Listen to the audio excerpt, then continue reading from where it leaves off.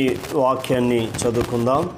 ఇర్మియా గ్రంథము 40వ అధ్యాయము 4వ వచనాన్ని చదువుకొని దేవుని వాగ్దానాన్ని పొందుకుందాం.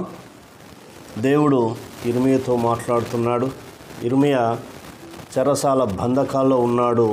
ఈ మాటలు రాస్తూ ఆయనతో మాట్లాడుతున్నాడు. ఏంటంటే, నేను నిన్ను భద్రముగా కాపాడదను. దేవుడు ఇర్మియాతో మాట్లాడుతున్నాడు. ఏంటంటే, నేను నిన్ను భద్రముగా కాపాడదను.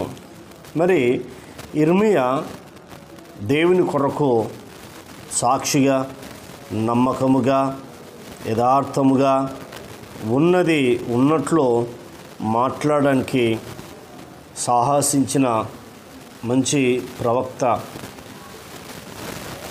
6 మంది పెద్ద ప్రవక్తలలో ఈయన ఒకడు. మరి ఆయన జీవితంలో దేవుని కొరకు ఎలా జీవిస్తున్నాడో చూడండి. ఆయన మరి అక్కడ ఉన్నప్పుడు ఎక్కడా అనగానే ఇర్మియాను తీసుకొని రామాల నుండి పంపివేయగా యెహోవా యొద్ద నుండి అతనికి ప్రత్యక్షమైన వాక్కు ప్రత్యక్షమై ఈ మాట సెలవిస్తూ ఉంది. అయ్యా, నేను నిన్ను భద్రముగా కాపాడదని అంటున్నాడు. అంటే ఇశ్రాయేలు ప్రజలు మరి దేవుని మాట వినలేదు. మరి ఇర్మియా ద్వారా వారు వింటారేమో అని దేవుడు ఎదురు చూశాడు. అయినా కూడా వాళ్ళు వినలేదు. కానీ ఇర్మియాతో దేవుడు వాగ్దానం చేస్తున్నాడు. ఇర్మియా, ఇశ్రాయేలు ప్రజలు బబులోనికి వెళ్తున్నారు చెరకు, నేను కూడా వెళ్తున్నాను. నాతో వస్తావా? వస్తే నేను నిన్ను భద్రముగా కాపాడదని అంటున్నాడు. ఒకవేళ నీకు మంచిది కాదని నీకు తోచిన రావద్దు, ఈ దేశంలో ఎక్కడైనా ఉండని దేవుడు వాగ్దానం చేస్తున్నాడు. ఎంత గొప్ప దేవుడో చూడు.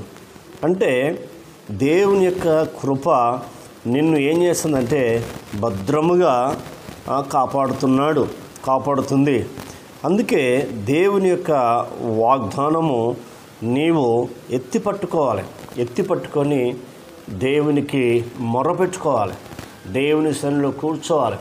నీ కుటుంబం కొరకు, నీ కుటుంబంలో సమస్యలున్నా, బాధలున్నా, కష్టాలున్నా, వ్యాధులున్నా, అప్పులున్నా, ఏవి ఉన్నా కూడా వాటిని వైపు మనం చూడకూడదు. బలహీనురాలుగా కాకూడదు. ఎందుకంటే దేవుడు మనకు ఒక నిరీక్షణ ఇచ్చాడు. ఏంటి ఆ నిరీక్షణ అంటే, మనకు రోమీయులకు రాసిన పత్రిక 5వ అధ్యాయము 5వ వచనము ఈ రీతిగా రాయబడింది. దేవుని మాట ఏమని అంటే, ఈ నిరీక్షణ మిమ్మల్ని సిగ్గుపరచదు. ఎంత అద్భుతమైన మాట చూడండి. అంటే ఎప్పుడైతే నువ్వు దేవుని యందు నిరీక్షణ ఉంచుతావో నీవు సిగ్గుపడే స్థితి దేవుడు చేయడు. నీ తల ఎత్తుకునే స్థితి చేస్తాడు. ప్రమాదం నుంచి నేను కాపాడుతాడు, అపాయాల నుంచి కాపాడుతాడు, ఇబ్బందుల నుంచి కాపాడుతాడు. ఎప్పుడో తెలుసా? నీవు ఆయన వాగ్దానాన్ని ఎత్తిపట్టినప్పుడు. అందుకే ఈ ఇర్మియా గ్రంథము 40వ అధ్యాయము 4వ వచనంలో ఈ మాట చాలా ప్రాముఖ్యమైనది. ఏమంటుందంటే, నేను నిన్ను భద్రముగా కాపాడదని అంటున్నాడు. ఎందుకో తెలుసా? ఇర్మియా దేవుని మాట వింటున్నాడు, దేవునికి లోబడుతున్నాడు, దేవుని ఆజ్ఞలు పాటిస్తున్నాడు. దేవుడు ఏది చెప్పమంటే ఇర్మియా అదే చెప్తా ఉన్నాడు. అందుకే ఇశ్రాయేలు ప్రజలు దేవుని మాట వినలేదు, దేవుని ఆజ్ఞలు పాటించట్లేదు. దేవుని మీద ఆధారపడకుండా లోకం వైపు, లోకాశల వైపు చూశారు. కాబట్టి వారిని బబులోనుకు చెరకు వెళ్తున్నారు. ఇర్మియా ఏం చేస్తుందంటే ఆయన యొక్క బంధకాలు విడిపోతూ ఉన్నాయి. ఇప్పుడు ఆయన స్వేచ్ఛగా ఉండు అని కోరుతున్నాడు. నువ్వు ఎక్కడికైనా వెళ్ళు, నీకు ఏది తోస్తాడు వెళ్ళు, ఏది చేస్తుంది మంచిది అనుకుంటే వెళ్ళుము. ఈ దేశంలో నీకు ఎక్కడ కూడా అడ్డం లేదు. నువ్వు ఎక్కడికన్నా వెళ్ళొచ్చు. నీ దృష్టికి అనుకూలంగా ఏదున్నా వెళ్ళటం మంచిదంటే నీకు తోచినలా వెళ్ళుమని దేవుడు మాట్లాడుతూ ఉన్నాడు.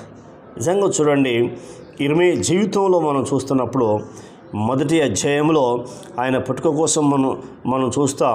2వ అధ్యాయం నుంచి మనం చూస్తున్నప్పుడు ఈ 40 అధ్యాయంలో ప్రతి అధ్యాయంలో శ్రమ, వేదన, బాధ, ఏదో కష్టం ఉంది. కానీ దేవుడు అవన్నీ చూసి ఇప్పుడు విడిపిస్తున్నాడు. దేవుని బిడ్డ, నీవు కూడా శ్రమలు బాధలున్నాయా? ఈ వాగ్దానం ఎత్తిపట్టుకో. ఇర్మీయాను విడిపించిన దేవుడు నిన్ను కూడా విడిపిస్తాడు.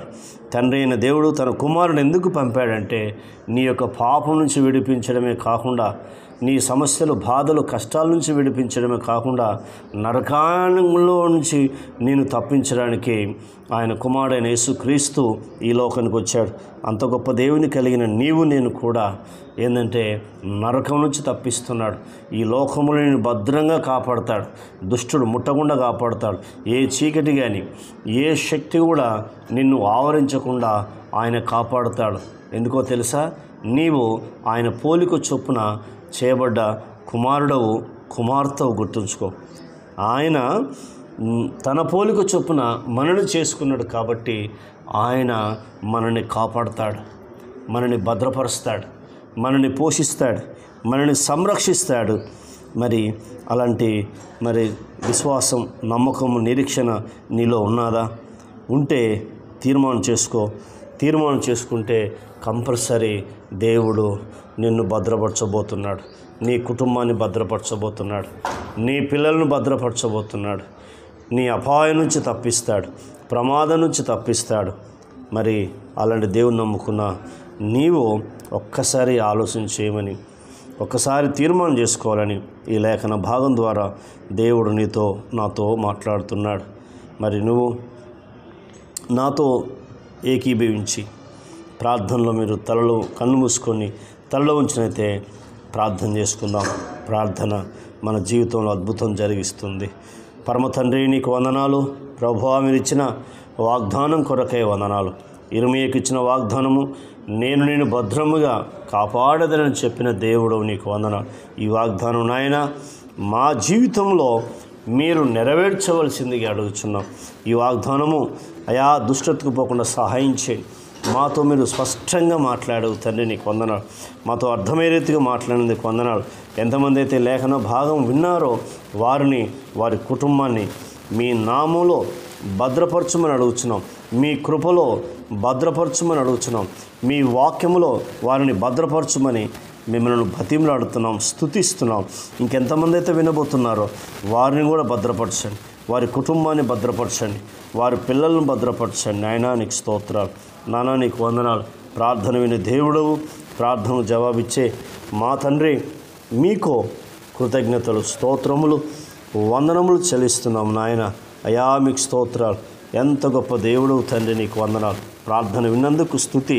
యేసు నామములో పొంది ఉన్నాం తండ్రి, ఆమేన్. దేవుడు మనం దీవించునుగాక. ఆమేన్.